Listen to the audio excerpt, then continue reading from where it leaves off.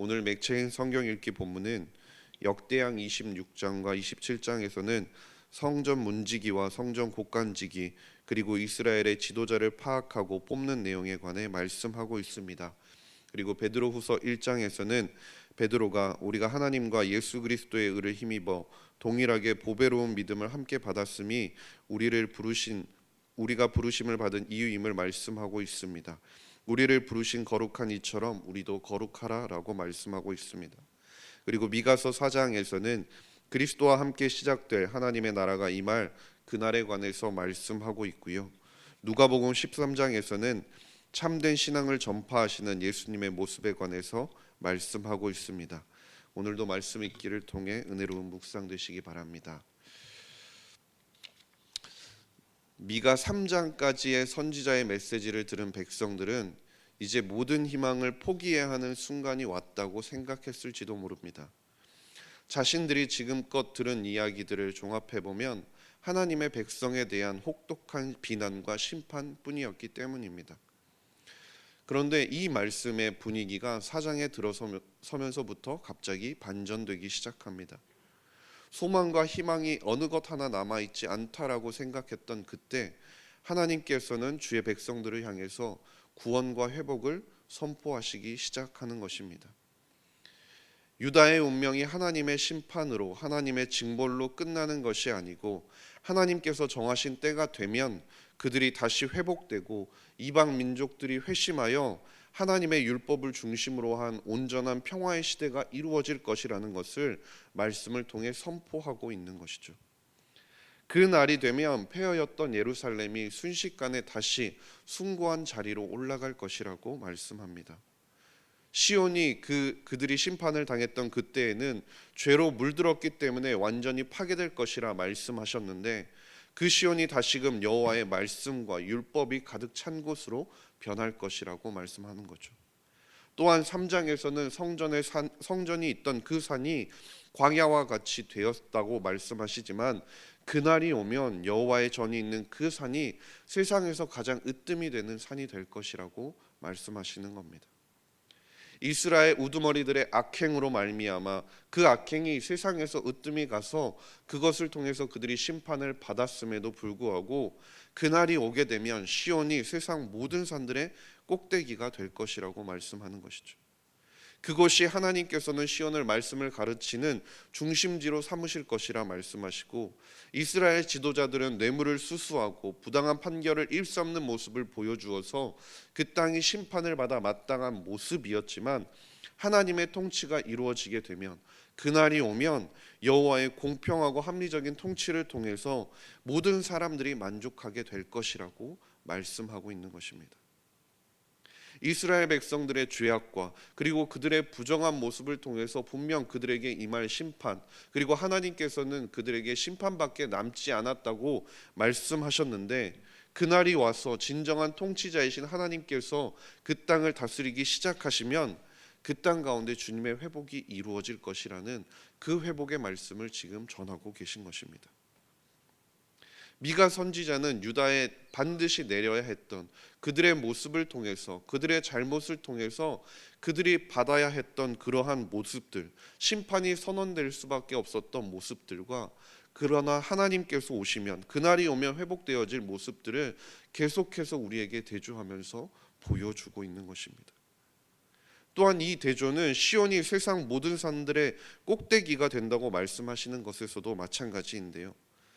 고대 근동에서는 신전이 있던 그 산은 그 산이 얼마나 크고 높은지가 그 산의 위치를 나타내는 것이 아니라 그 신전에서 섬기는 그 신이 어느 정도의 힘을 가지고 있느냐에 따라서 그 산이 어느 정도의 종교적인 상징을 가지고 있는가가 결정이 되었습니다.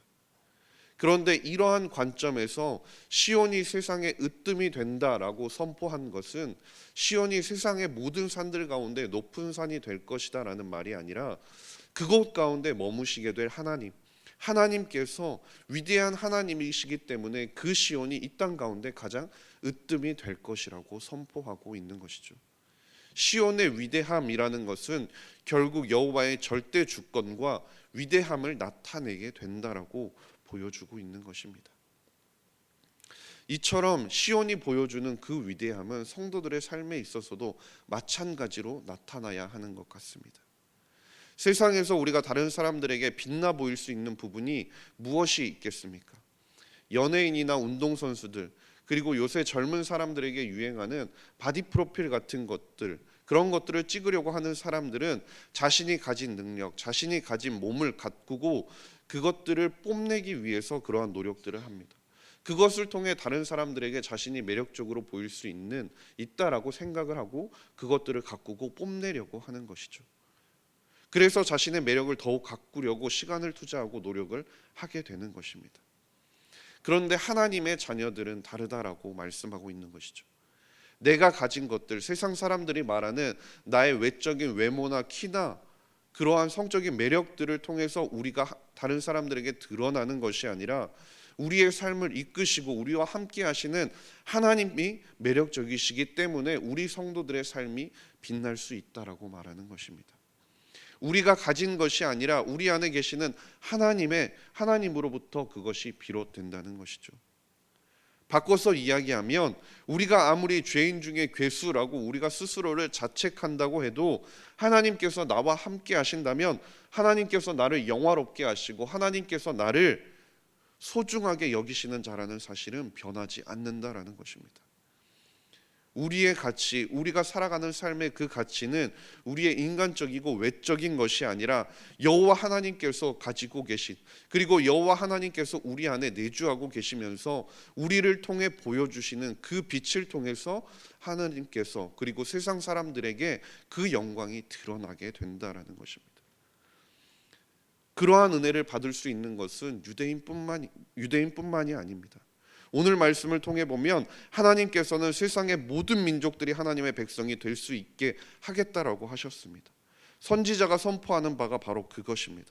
앞으로 모이게 될 하나님의 백성들, 그 날이 임하면 모이게 될 하나님의 백성들은 국경과 민족을 초월해서 누구든지 여호와를 경외하고 사랑하는 자들이라면 그 안에 포함될 수 있다고 말씀하시는 것이죠.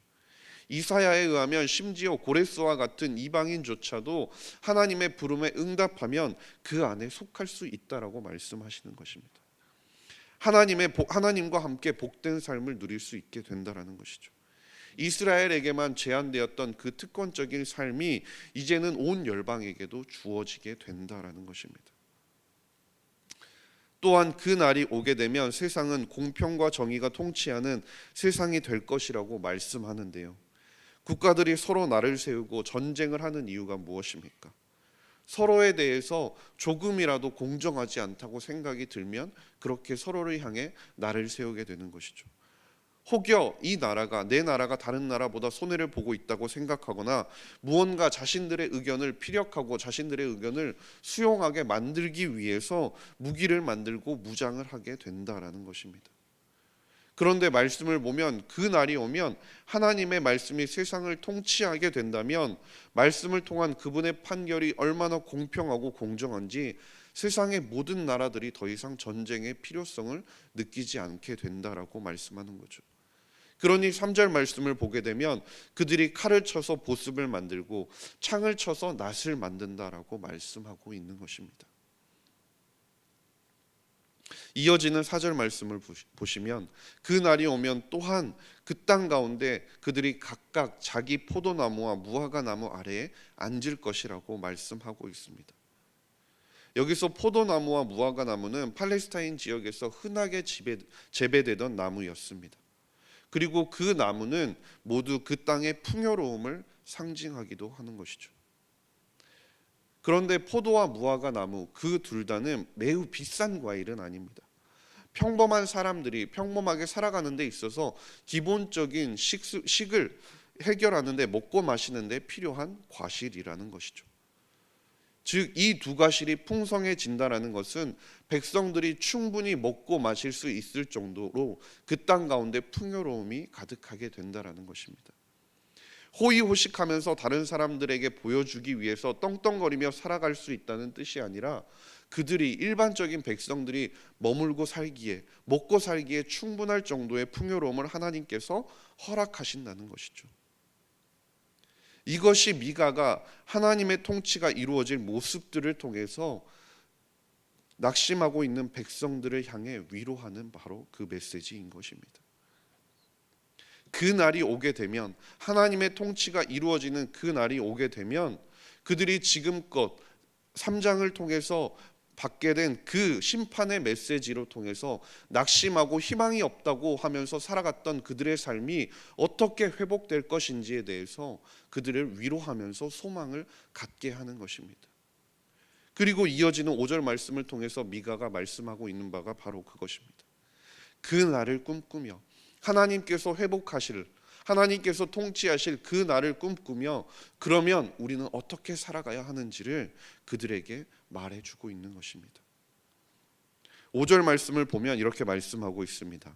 만민이 각각 자기의 신의 이름을 의지하여 행하되 오직 우리는 우리 하나님 여호와의 이름을 의지하여 영원히 행하리로다. 지금 미가가 그들에게 권면하고 있는 바가 바로 이것입니다. 여호와의 통치를 기대하며 살아가라 라고 말이죠. 우리가 그 날에 임하게 될 여호와의 통치를 기대하면서 살아가게 된다면 그것이 바로 오늘 우리가 이 땅을 살아가게 되는 힘이 될 수 있다라는 것입니다. 하나님에 대해서 더욱 신실하게 하나님을 붙들고 살아갈 수 있는 힘이 된다라는 것이죠. 그리고 그것은 옆에서 함께 신앙생활하면서 함께 살아간다라고 하는 사람들이 어떻게 말하든, 그들이 어떤 모습을 보이든지 상관없이 내가 하나님 앞에 얼마나 신실하게 살 수 있는지를 하게 하는 능력이 된다라는 것입니다. 나 자신만은 그 하나님의 나라를 꿈꾸면서 하나님을 섬기고 그분에게만 순종하며 살아가야 한다라고 말하고 있는 것입니다. 흔히 성도들이 많이 하는 실수가 있는데요. 그것은 그래도 나는 저 사람보다는 열심히 하는 것 같아. 그래서 나는 저 사람보다는 믿음이 좋은 것 같아라고 생각하면서 안주하며 살아가는 모습, 바로 그것입니다. 다른 사람들의 삶, 내 옆에 있는 사람들의 삶과 나의 삶을 비교하면서 상대적인 경건으로 저울질하며 그저 무난하게 살아가려고 한다라는 것이죠. 이 정도만 하면 난 나름 잘하고 있다라고 생각하면서 말이죠. 더 이상 달려가기 위해서 노력하지 않는다라는 것입니다. 그런데 그것에 대한 문제점이 무엇입니까? 우리가 진정 우리의 삶을 비교하면서 비추어 보아야 할 것은 내 옆에 있는 사람이나 내 눈앞에 있는 사람이 아니라 하나님께서 우리에게 주신 말씀에 비추어 보아 살아야 한다라는 것입니다. 우리가 아무리 이 땅에 있는 사람들과 비교하면서 살아간다고 해도 여전히 그것은 하나님의 기대에서 너무나 멀어져 있다라는 것입니다. 진정 우리가 우리의 삶의 개혁을 원하고 우리가 진정 하나님께 순종하며 사는 삶을 살아가기 위해서는 우리가 비교해보고 우리가 비추어보고 우리의 삶의 잣대로 삼아야 할 것은 내 옆에 있는 사람이 아니라 바로 하나님께서 우리에게 주신 말씀이라는 것입니다. 하나님께서 주신 가치관과 신념의 근거에서 하나님의 말씀에 비추어 보아서 내가 정말 바르게 살아가고 있는지를 비교하면서 바르게 살아가기 위해서 발버둥 치면 삶의 모습을 보여주어야 한다는 것이죠. 이것이 하나님의 은혜인 것입니다. 은혜를 체험했다면 우리는 이제 죄 속에 거할 수 없는 사람이 된 것입니다. 하나님의 은혜가 놀라웠다면 그만큼 은혜를 체험한 우리의 삶도 놀랍게 변화될 수 있도록 우리가 발버둥 쳐야 한다라는 것입니다. 물론 하나님을 경험한 사람이라고 해도 시행착오를 할 수는 있습니다. 순간적으로 타락할 수도 있습니다. 그러나 우리는 이미 이제 하나님의 자녀가 되었기 때문에 예전 방식을 버리고 하나님의 자녀로 살아가기 위해서 발버둥 쳐야 한다는 것입니다. 이 땅을 바라보면서 살아가는 것이 아니라 하나님께서 다스리실 정의와 공의가 임할 그 날을 바라보며 하나님의 나라를 소망하며 오늘의 삶 가운데서도 임하실 하나님의 그 나라를 바라보며 기대하며 살아갈 수 있는 저와 모든 성도님들이 될 수 있기를 주님의 이름으로 간절히 소망합니다. 기도하겠습니다. 하나님 아버지 감사합니다. 오늘도 말씀을 통해 하나님의 나라를 소망하게 하시니 감사드립니다. 우리를 하나님의 백성으로 불러주시고 은혜를 베풀어 주셨사오니 하나님의 통치를 기대하며 오늘을 살아가는 주님의 백성들 되게 하여 주시옵소서. 이 땅을 바라보며 만족하며 살아가지 않게 하시고 말씀에 우리의 삶을 비추어 보며 하나님 앞에 바르게 살아가기 위해 노력하는 우리의 삶이 될 수 있도록 도와주시옵소서. 감사드리며 모든 말씀 우리 구주 예수 그리스도의 이름으로 기도드렸습니다. 아멘.